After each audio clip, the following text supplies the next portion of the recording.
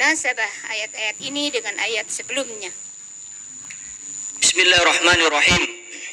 Adapun asbabun nuzul ayat ini yaitu di dalam tafsir An-Munir yang ditulis oleh Syekh Wahab Az-Zuhaili rahimahullah taala yang wafat pada tahun 2015 Hijrah di Damaskus, Syria, mengatakan bahwa sebab turun ayat ini diriwayatkan dari Ibnu Abbas radhiyallahu anhuma yang mengatakan bahwa ketika itu orang-orang kafir Quraisy meminta kepada Rasulullah Muhammad sallallahu alaihi wasallam agar menjadikan bukit-bukit yang ada di kota Mekah menjadi emas. Kemudian juga mereka meminta supaya datang bersamanya malaikat untuk mengakui kenabiannya. Oleh karena itu diturunkanlah ayat ini oleh Allah Subhanahu wa taala agar Nabi Muhammad SAW jangan mendengarkan atau memenuhi keinginan mereka, karena Nabi Muhammad SAW adalah hanya sebagai pemberi peringatan dan pembawa kabar gembira. Kemudian munasabah ayat ini yaitu kedua ayat, munasabah ayat ini dan ayat sebelumnya, yakni kedua ayat ini sama-sama berbicara tentang kesabaran, di mana pada ayat sebelumnya Allah menjelaskan tentang kesabaran orang-orang yang beriman ketika mendapatkan musibah dari Allah Subhanahu wa taala. Kemudian pada ayat selanjutnya Allah Subhanahu wa taala menjelaskan tentang kesabaran Rasulullah Muhammad sallallahu alaihi wasallam karena hinaan serta cercaan dari orang-orang kafir Quraisy. Tafsirkan ayat-ayat ini dengan uraian yang jelas dan rinci. Bismillahirrahmanirrahim. Fala'allaka tarikum ba'dha ma yuha ilaik. Di dalam tafsir Al-Misbah, Profesor Dr. Muhammad Quraisy Shihab mengatakan ada 3 pendapat tentang kalimat ini. Pertama, pendapat dari Al-Biqai yang mengatakan memang boleh jadi Nabi Muhammad SAW ada terbetik di dalam hatinya untuk meninggalkan sebagian apa yang diwahyukan kepada beliau. Akan tetapi Profesor Dr. Muhammad Quraisy membantah pendapat ini karena setiap yang keluar dari mulut Nabi itu adalah wahyu, dan hal tersebut dijelaskan oleh Allah Subhanahu wa taala di dalam Quran surat An-Najm ayat 3 dan 4. Bismillahirrahmanirrahim. Wa ma yantiqu 'anil hawa in huwa illa wahyun yuha. Kemudian pendapat yang kedua yaitu dari Thahir Ibnu Ashur yang mengatakan bahwa yang ingin ayat Al-Quran itu tidak disampaikan seluruhnya bukan keinginan Rasulullah, akan tetapi orang-orang kafir merasa dan menginginkan seyogianya maunya Rasulullah itu jangan menyampaikan atau menghina berhala-berhala mereka. Maunya Rasulullah itu hanya menyampaikan sedikit saja dari apa yang telah diwahyukan kepadanya. Akan tetapi apa yang mereka inginkan tidak demikian. Rasulullah menyampaikan seluruh wahyu yang diberikan oleh Allah Subhanahu wa taala dan mereka menjadi berputus asa. Akan tetapi Profesor Dr. Muhammad Quraisy menilai pendapat yang ketiga lebih baik, yaitu pendapat dari Tabatabai, ya, di mana ulama asal Iran ini mengatakan bahwa boleh jadi Al-Quran ini yang telah sangat baik tidak mungkin ada kesalahan di dalamnya, bukti-buktinya jelas, maka tidak akan mungkin orang yang didakwai oleh Al-Quran tersebut tidak beriman kepada Al-Quran. Maka Allah kira-kira seolah-olah menegur Nabi, apakah memang sudah semuanya disampaikan atau masih sebagian. Akan tetapi ini adalah 3 pendapat di dalam tafsir Al-Misbah. Kami mengikuti pendapat yang bahwa tidak akan mungkin Rasulullah menyampaikan, ini adalah hanya dugaan saja atau seolah-olah. Kemudian wadha'ikun bihi sadruk, bahwa dada Nabi Muhammad SAW terasa sempit atas hinaan dan cercaan mereka, dan Allah mengetahui hal tersebut, dan hal tersebut dijelaskan oleh Allah Subhanahu wa taala di dalam Quran surah Al-Hijr ayat 97. Bismillahirrahmanirrahim. Wa laqad na'lamu annaka yadhiqu sadruka bima yaqulun. Kemudian ayaqulu laula unzila alaihi kanzun aw jaa ma'ahu malak. Inilah perkataan mereka kepada Rasulullah, bukannya mereka menerima dakwah Nabi, akan tetapi mereka menyaksikan akan kenabian Rasulullah, di mana mereka menginginkan bukit-bukit yang ada di kota Mekah tersebut dijadikan sebagai emas, karena menurut mereka seorang nabi itu adalah raja. Kemudian juga mereka meminta datang bersama Rasulullah malaikat, karena mungkin mereka memiliki mereka mungkin berpikir bahwa para nabi dan rasul itu adalah malaikat. Kemudian innama anta nadhir, Allah menyampaikan kepada Rasulullah sallallahu alaihi wasallam bahwa beliau adalah hanya seorang pemberi peringatan kepada mereka. Di dalam tafsir Al-Misbah, Profesor Dr. Muhammad Quraisy menjelaskan kenapa hanya kata nadhir yang ada di sini, akan tetapi tidak ada kata basyir, karena boleh jadi dakwah yang disampaikan saat itu hanya mitra bicaranya hanya orang-orang kafir. Oleh karena itu nazir, yaitu pemberi peringatan akan adanya siksa tentang api neraka. Karena memang pada dasarnya para nabi dan rasul itu hanya tugasnya menyampaikan dan menyampaikan tentang peringatan serta berita gembira tentang adanya surga. Dan hal tersebut juga dijelaskan oleh Allah Subhanahu wa taala di dalam Quran surat Saba. Allah Subhanahu wa taala berfirman, bismillahirrahmanirrahim, wa ma arsalnaka illa kaffatan linnasi basyiran wa nadhira, bahwa Rasulullah itu diutus kepada seluruh umat manusia untuk memberi peringatan tentang adanya neraka dan juga memberi kabar gembira tentang adanya surga. Kemudian wallahu ala kulli syai'in wakil, artinya Allah adalah pemelihara segala sesuatu. Artinya kekuasaan itu berada di tangan Allah Subhanahu wa taala. Kemudian am yaqulu naftarah, orang-orang kafir menuduh bahwa Al-Quran tersebut yang diwahyukan oleh Allah Subhanahu wa taala melalui malaikat Jibril alaihissalam kepada Rasulullah Muhammad SAW adalah yang dibuat-buat oleh Rasulullah, bukan dari Allah Subhanahu wa taala.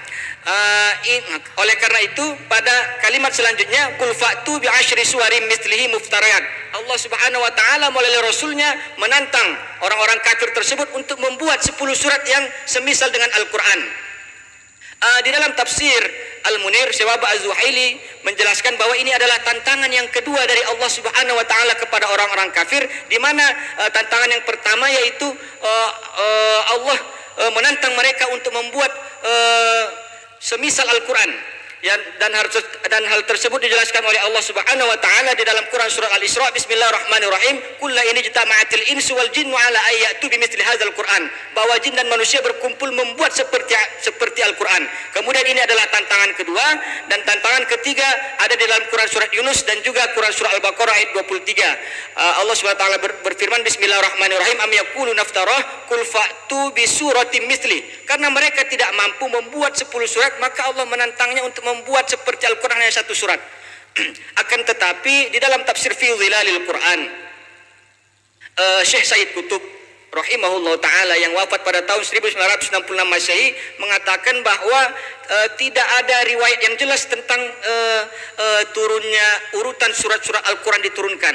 Oleh karena itu beliau tidak sependapat tentang urutan turunnya Al-Quran ini, karena surat Hud diturunkan terlebih dahulu, surat Yunus diturunkan terlebih dahulu, baru surat Hud. Artinya seharusnya tantangan 1 surat lah yang harusnya pertama diberikan, baru tantangan yang 10, baru tantangan yang seluruh Al-Quran. Kemudian di dalam tafsir Al-Misbah, Syekh Profesor Dr. Muhammad Quraisy menjelaskan bahwa seyogianya dalil tentang menantang orang-orang kafir untuk membuat seperti Al-Quran, seluruh Al-Quran itu, beliau tidak sependapat dengan Quran surat Al-Isra tersebut. Beliau malah lebih ingin beliau ingin bahwa seluruh Al-Quran itu ayatnya adalah Quran surat At-Tur, yaitu Allah Subhanahu wa taala berfirman, falyatu bihaditsin mithli. Kemudian wada'u man istata'tum min dunillah.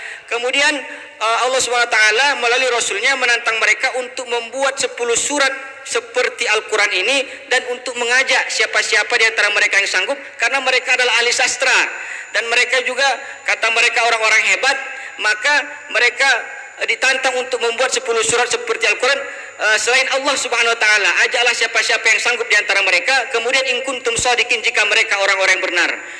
Kemudian in kuntum shadiqin ini pada dasarnya adalah celaan bagi mereka, karena jika mereka tidak sanggup untuk membuat 10 surat yang seperti Al-Quran, maka mereka bukan orang yang benar, akan tetapi mereka yang berdusta, dan Rasulullah Muhammad SAW adalah orang-orang yang benar. Wallahu a'lam bishawab. Selanjutnya, kaum kafir Mekah tidak percaya bahwa Al-Quran itu wahyu dari Allah. Mengapa mereka mengingkarinya? Jelaskan dan sebut ayat Al-Quran yang terkait.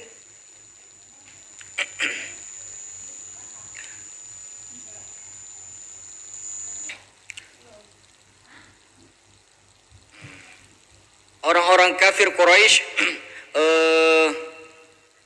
tidak percaya dengan Al-Quran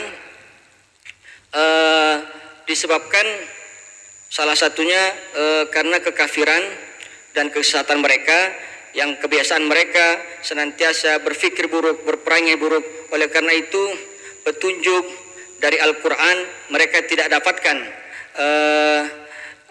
di mana penglihatan, pendengaran mereka akhirnya tidak berfungsi, maka oleh karena itu mereka tidak percaya dengan Al-Quran. Bahkan tidak hanya mereka tidak percaya dengan Al-Quran, bahkan mereka meminta agar membuat gaduh terhadap Al-Quran. Dan hal tersebut dijelaskan oleh Allah Subhanahu wa taala di dalam Quran surat Fussilat. Allah Subhanahu wa taala berfirman, Bismillahirrahmanirrahim, wa qala alladziina kafaru la tasma'u li hadzal Qur'an walghaw fihi la'allakum taghlibun. Yaitu mereka melarang orang untuk mendengarkan Al-Quran dan mereka juga meminta untuk membuat gaduh terhadap Al-Quran tersebut. Baik. Yang terakhir, pertanyaan terakhir, pelajaran apa yang dapat dipetik dari ayat-ayat di atas? Bismillahirrahmanirrahim.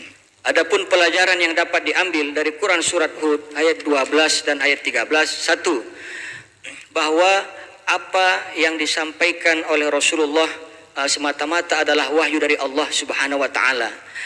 Yang kedua, para nabi dan rasul itu mempunyai sifat ismah, artinya terbebas dari segala dosa. Oleh karena itu tidak mungkin Rasulullah tidak menyampaikan seluruh wahyu yang telah Allah berikan kepadanya. Karena jika demikian halnya, maka syariat akan rusak. Kemudian yang ketiga, hendaknya kita bersabar menghadapi cobaan, ujian, dan bahkan caci maki orang-orang yang datang kepada kita. Hendaknya kita bersalah. Kemudian yang keempat, para nabi dan rasul itu bertugas hanya untuk memberikan peringatan tentang adanya azab api neraka bagi orang-orang kafir, dan juga memberikan kabar gembira kepada orang-orang beriman akan adanya balasan surga terhadap amal-amal baik yang telah mereka lakukan. Kemudian tantangan yang Allah berikan kepada orang-orang kafir berupa 10 surat dari Al-Quran itu untuk menunjukkan bahwa Al-Quran itu adalah benar dari Allah, bukan buatan Rasulullah Muhammad SAW. Kemudian tantangan tersebut pada ayat berikutnya tidak mampu mereka lakukan, itu menandakan bahwa orang-orang kafirlah yang sebenarnya berdusta terhadap Al-Quran. Demikian. Barakallahu lakum. Shadaqallahul azim.